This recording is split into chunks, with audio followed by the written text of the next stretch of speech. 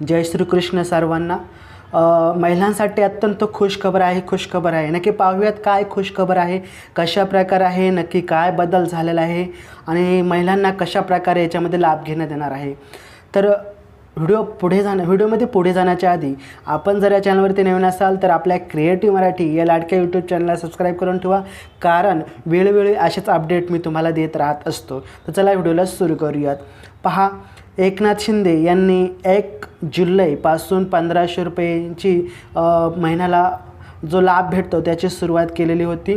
आतापर्यंत महिलांना 5 हप्ते भेटलेले आहेत, म्हणजेच एकूण 7,500 रुपये आपल्या अकाउंटवरती क्रेडिट झालेले आहेत, आपल्याला भेटले आहेत.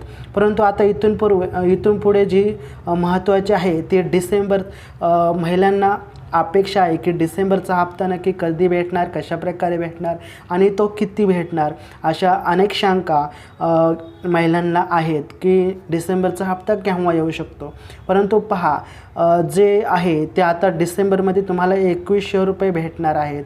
परंतु 2100 रुपये भेटणार, परंतु सर्वात महत्त्वाची अपडेट अशी आहे की ज्या लाडक्या बहिणींनी याच्या आधी फॉर्म भरला नव्हता त्यांच्यासाठी एकनाथ शिंदे यांनी अशी घोषणा केली आहे की ज्यांनी फॉर्म भरला नाही त्यांच्यासाठी नवीन अकाउंट क्रिएट करायचं ऑप्शन येणार आहे. म्हणजे तुम्ही फॉर्म भरू शकता, ऑफलाईन पण भरू शकता आणि ऑनलाईन पण भरू शकता, असे महत्त्वाचे अपडेट दिलेले आहे. लाडक्या बहिणींना अत्यंत ही महत्त्वाची अपडेट आहे. पहा, 1500 रुपयावरून 3000 देखील एकूण जमा केलेले गेले आहे आतापर्यंत. काही महिलांना 7,500 रुपये देखील भेटलेले आहेत. त्यामुळे नक्कीच यावरती आपल्याला या वेबसाईटवरती भेट द्यायची आहे. 23 तारखेपासून मला वाटतं यावरती फॉर्म भरण्यास सुरुवात होईल.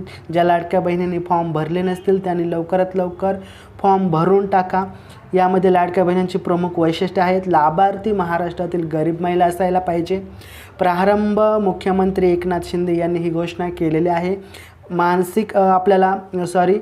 जो आपल्याला महिन्याचा हप्ता आहे तो 1500 वरून आता थेट तुम्हाला 3000 रुपये भेटणार आहे. ही लाडकी बहिणींची वेबसाईट आहे, यावरती आपण भेट देऊ शकता. यासाठी लागणारे काही